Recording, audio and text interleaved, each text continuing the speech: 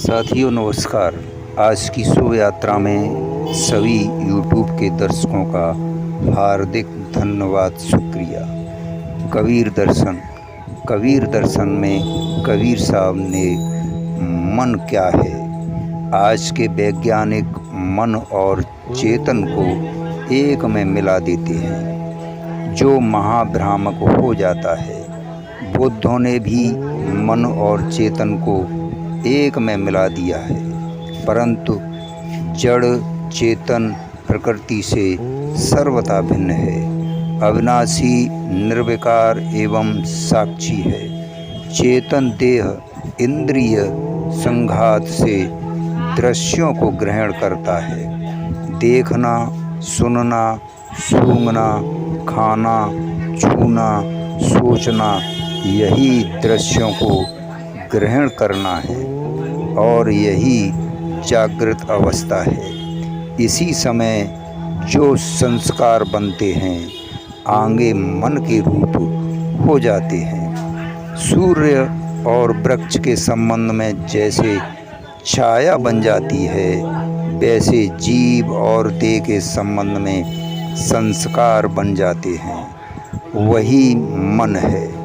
कुछ लोग प्रश्न करते हैं कि मन द्रव्य है कि अद्रव्य है। यह समझने की बात है कि संस्कारों का ग्रहण केवल शुद्ध जीव नहीं कर सकता, उसके साथ अनादिकाल से स्थूल शरीर से भिन्न एक सूक्ष्म शरीर है। तत्वों के सूक्ष्म कणों की एक गांठ है, जहाँ संस्कार ग्रहण होकर संग्रहित होते हैं।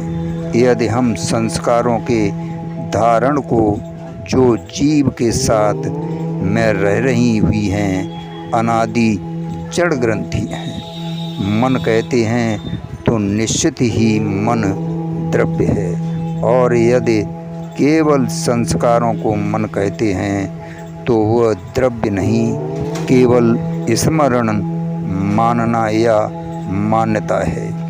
यहाँ तो हम उस मन की चर्चा कर रहे हैं जो संस्कारों का समुच्चय है। मित्रों, जिसे बदलकर शुद्ध करना है, अपने अविवेक बस मन बंधन का कारण बनता है और विवेक उदय हो जाने पर वह मोक्ष का कारण हो जाता है।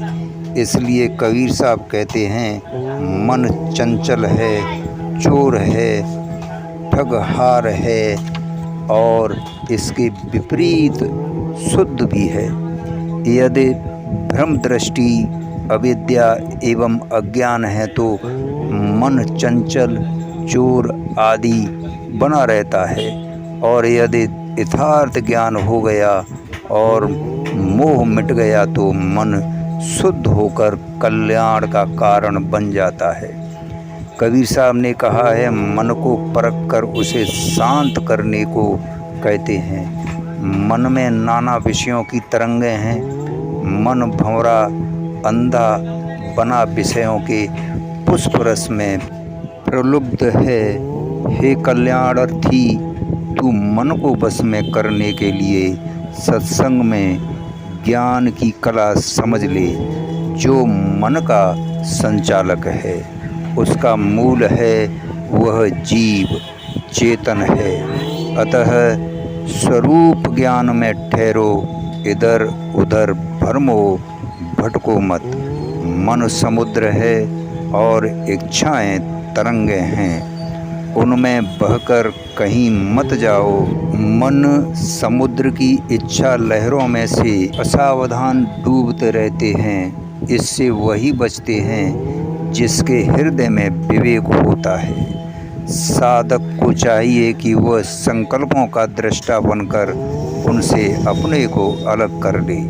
जब साधक अपने आप को मन से सर्वथा पृथक समझकर मन की तरंगों का दृष्टा बन जाता है, तब तरंगें शांत हो जाती हैं। मन में मिल जाने से जीव मन का रूप बनाकर भवसागर में भटकता है और जब जीव मन को अलग देखता है, उसका दृष्टा बन जाता है, तब मन शांत हो जाता है और जीव स्ववश स्थित हो जाता है।